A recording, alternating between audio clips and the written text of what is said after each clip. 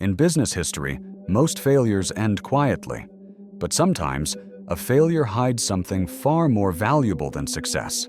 A man who spent $17 million building a game nobody wanted shut it down completely, and somehow turned that failure into a company worth $27 billion.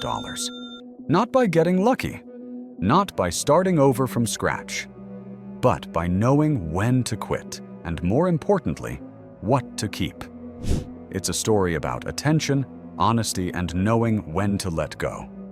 This is the story of Stewart Butterfield, the failed game called Glitch, and the accidental invention of Slack. By 2009, Stewart Butterfield was already a proven entrepreneur. He had already co-founded Flickr, a photo-sharing platform that quietly changed how people used the internet. In 2005, Yahoo acquired Flickr for $22 million, giving Stewart financial freedom and instant credibility in Silicon Valley. He didn't need to chase trends. He didn't need to impress investors. So, when he decided to build his next company, he didn't choose the safest idea. He chose the one he actually cared about. A multiplayer online world where people didn't compete. They didn't fight. They didn't win or lose. They simply existed together. It was a creative, idealistic vision and one he had tried before. Back in 2002, Stewart had experimented with a similar concept called Never Ending. The game failed, the idea didn't resonate, the execution didn't work, and the project quietly ended.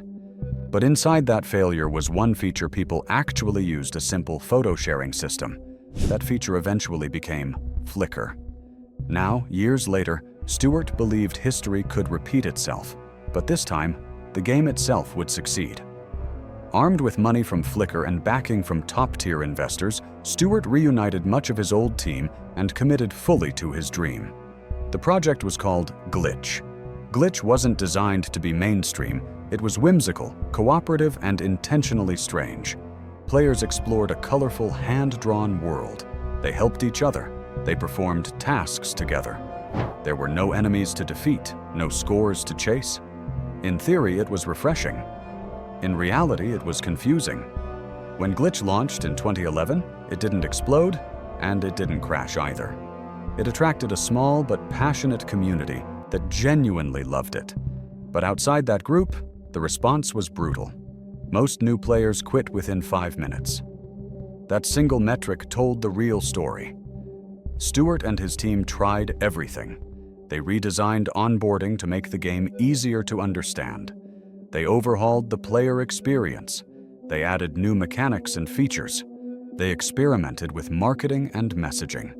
Nothing changed the core problem. People didn't get the game. And more importantly, they didn't stay. This is the moment where many founders make their biggest mistake. They confuse belief with evidence. Stewart didn't. By late 2012, the company had burned through most of the money raised. The team was exhausted, and the data was undeniable. Glitch did not have product-market fit. In November 2012, Stewart gathered the entire team, about 40 people, and he made the hardest call a founder can make. Glitch was shutting down, but the way he handled the shutdown mattered. Customers who had paid for the game were refunded. Employees were helped with job placement, and all of the game's assets were released into the public domain. This wasn't a collapse. It was a clean ending, and inside that ending was a quiet realization. While Glitch struggled to find an audience, the team faced a different problem inside the company. Communication was breaking down. Email threads were slow, messy, and constantly losing context. Important decisions were buried, files were scattered, and conversations were impossible to track. To fix this, the team built its own internal communication tool. It was never meant to become a product. It was simply a way to survive day-to-day work. The tool allowed real-time messaging, searchable conversation history, file sharing, and simple integrations with other tools the team already used. The codebase was rough, the interface was plain, and the system had grown organically with little thought for polish. But it worked. More importantly, it solved a real and constant pain. Stewart Butterfield began to notice something unusual. Even as the game failed to hold players, the team relied heavily on this internal tool. They were using it more than they were playing Glitch itself. Quietly, without any marketing or planning, the most valuable product in the company had already been built. After announcing the shutdown of Glitch, Stewart Butterfield stepped away from the game and looked at the company with fresh eyes. The original vision had failed, but the work itself hadn't been meaningless. One tool, built only to support the team, continued to function flawlessly. It wasn't exciting, it wasn't beautiful, but it was essential. Stewart reframed the problem. The game had tried to create a connection in a virtual world. The internal tool had already achieved that in the real one. Teams were overwhelmed by email, losing context, and struggling to collaborate efficiently. This tool quietly solved those problems every single day. When Stewart presented the idea to investors, the reaction was cautious.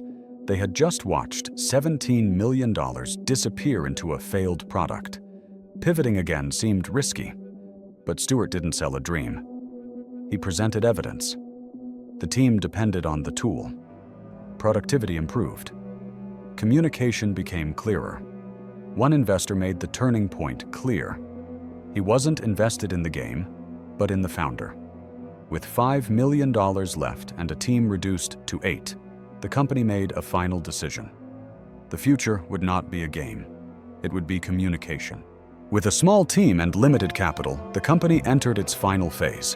There was no room for experimentation without purpose. Every decision now had to solve a real problem for real users. Throughout 2013, the team focused entirely on refining the internal communication tool into a product others could use. The goal was simple: replace email with Teams. In August 2013, the product was quietly announced to the public under the name Slack. There was no massive marketing campaign and no grand launch event. Instead, early users found the product through word of mouth. What happened next was immediate and unmistakable. Within the first week, 8,000 people signed up. 2 weeks later, 15,000 users were actively using Slack. Even more surprising, revenue followed almost instantly. The company reached its first $1 million in a matter of weeks. For the first time, there was no need to convince users to stay.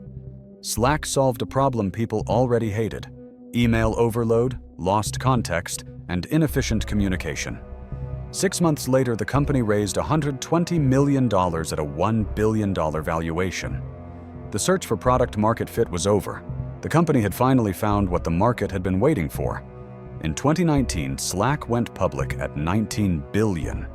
And in 2021, Salesforce acquired Slack for $27 billion. Slack did not succeed because the original idea worked. It succeeded because the founder was willing to face the truth when it didn't. $17 million were spent on a game that failed, but that money wasn't truly lost. It paid for learning, experimentation, and a deep understanding of how people actually work together. The most important decision in this story wasn't building Slack. It was shutting down Glitch at the right moment. Many founders continue pouring time and money into ideas that feel meaningful but produce no results. Stewart Butterfield chose discipline over attachment. He listened to user behavior, not personal belief. The lesson here isn't that failure is good. Failure is expensive, but ignoring reality is far more costly. Progress comes from knowing when to stop forcing a vision and start paying attention to what quietly works. Sometimes, the future of your company isn't in the product you planned to build. It's hidden inside the one you already did. The story of Slack is often told as a success story, but at its core, it's a story about restraint, about knowing when effort stops being progress. Stewart Butterfield didn't win because he refused to fail. He won because he recognized failure early enough to learn from it. A forgotten internal tool, built with no intention of becoming a product, went on to redefine how teams communicate across the world. For entrepreneurs, creators, and builders, the message is simple. Pay attention to what people actually use, not just what you hope they will. Sometimes, the idea that changes everything is already working quietly right in front of you. Like, share, and subscribe for more videos.